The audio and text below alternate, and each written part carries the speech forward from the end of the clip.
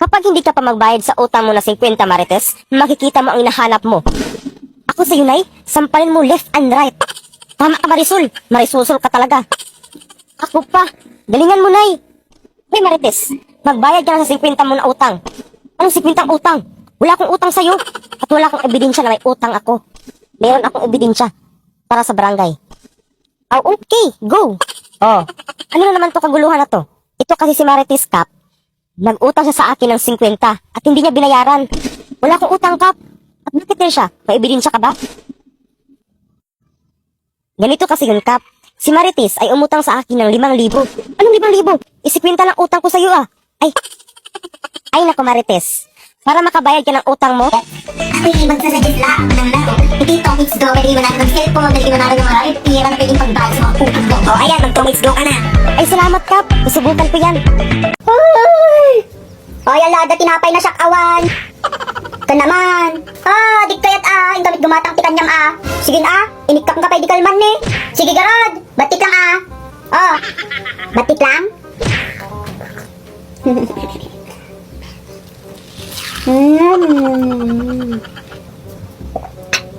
Nay, nagbasya mo yung batim? Kadurdurdog ka talaga? Po? Ibagag kanyang nga batik lang itiyalain? Kunak lang natin ko lang kat, batik lang ito'y batik? Durbab, di ka pa nagsamahal. Nakamangmangit kami. Ipulong ka king nanang. Mas.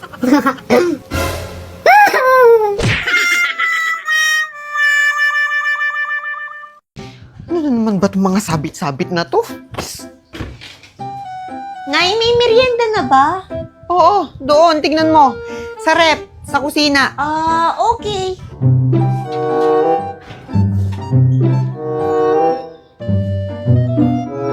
Wala naman kaming rep, Si Nana? Nay, wala naman tayong rep Walang rep. E di wala ring merienda. Sinabi mo na lang sana agad, wala tayong merienda. Pinapunta ba ako sa kusina? Napagod lang ako. Kasalanan ko pa. Sana naisip mo rin na wala tayong rep para hindi ka na pumunta sa kusina at di ka na napagod. Ay, oo nga no. Ako pala yung mali. Siya, pagtimpla mo muna ako ng kape. Ilang beses na kayo nagkape kanina. Pagkakape na naman kayo, kainit-init. Magtitimpla ka ng kape o iimpake ko mga gamit mo dito. Ito na. Tamo, susunod ka rin pala. Dami mo pang sinasabi. Grabe naman yung ginawa ng tubig yung kape. Nay, wala nang asukal. Mayroon dyan, sa garapon. Mata kasi ang ipang hanap, hindi ang bibig. Wala nga kasi. Ay naku, pag nakita ko yan dyan, makita mo. Saan na ba yun? Ay, oo nga. Wala na. Ubus na pala. Paano di mauubos kada kape nyo 2 kutsarang asukal yung nilalagay nyo? Pumunta ka muna kila Aling Pasing. Umutang muna tayo. Palista mo sa pangalan ko. Uutang na naman. Uutang tayo o ikaw babayad ko? Sige na, bilisan mo na. Kumuha ka na rin ng merienda natin para mamaya.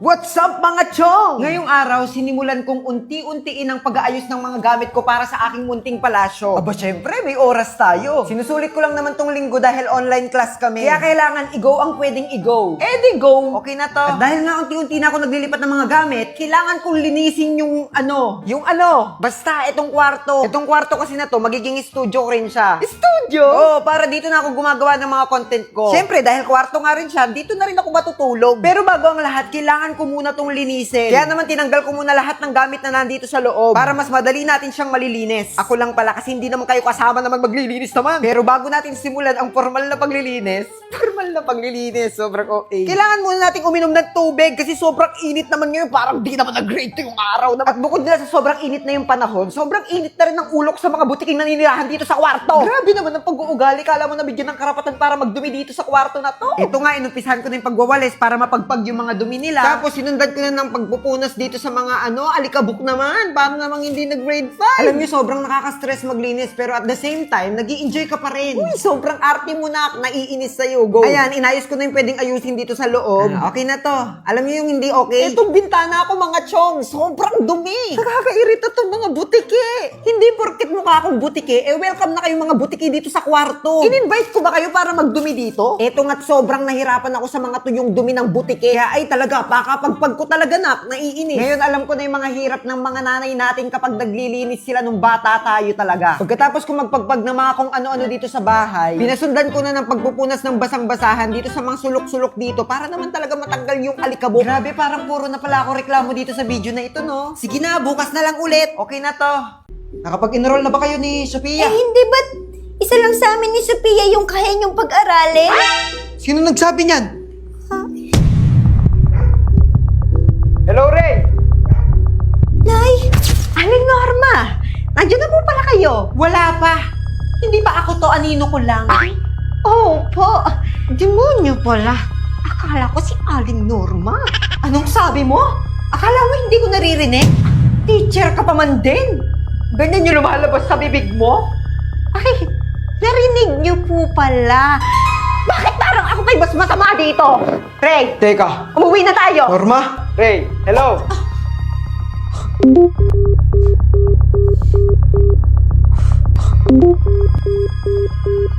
Ano to?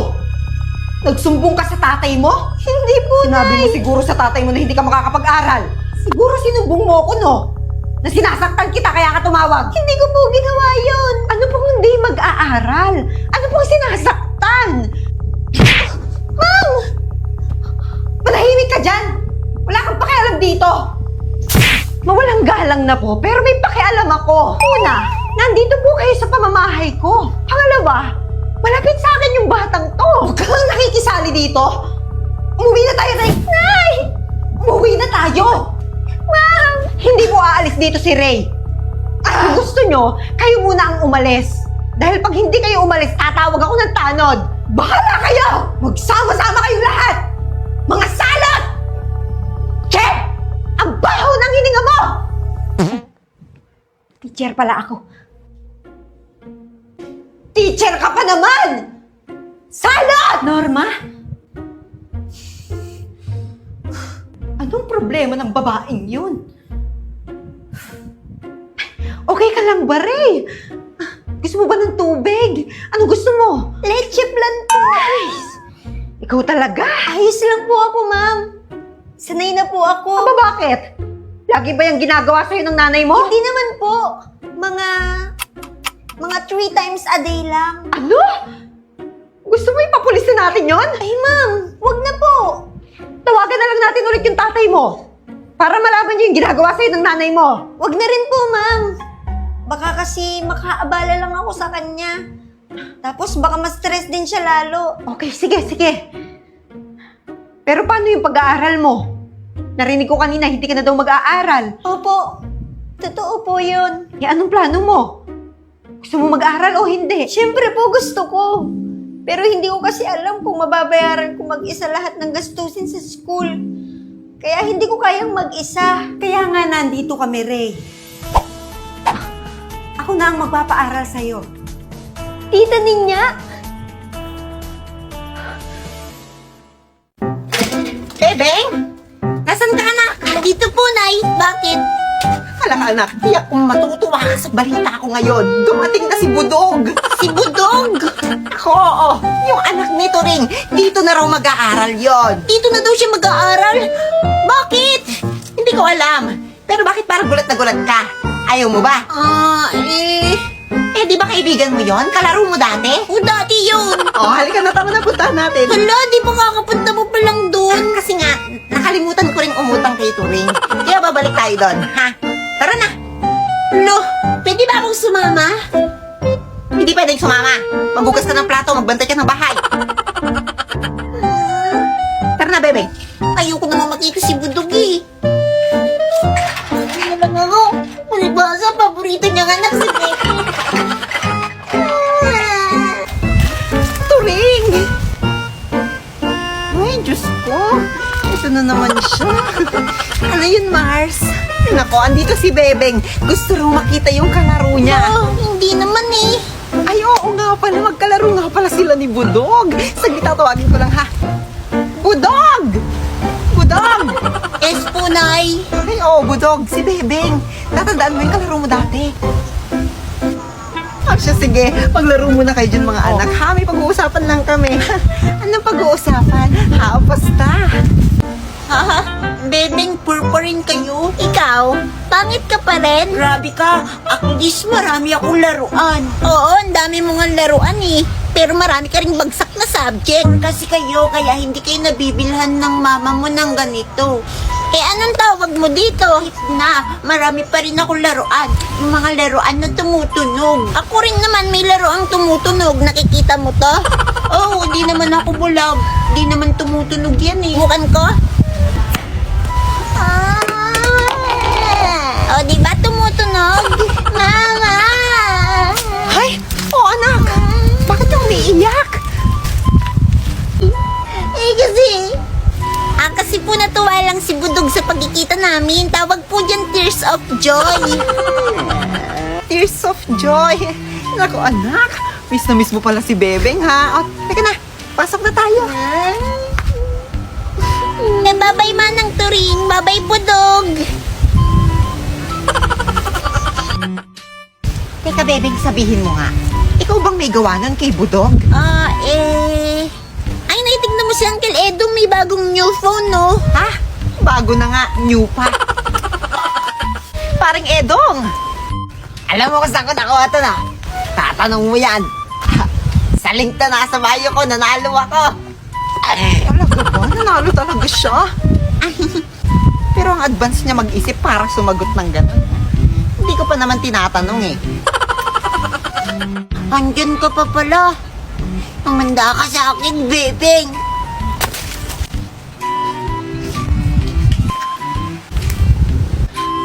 Nasalo niya. Gusto mo pa bang maglaro, Budog? Sige, pagbibigyan kita. Tumba preso, salo.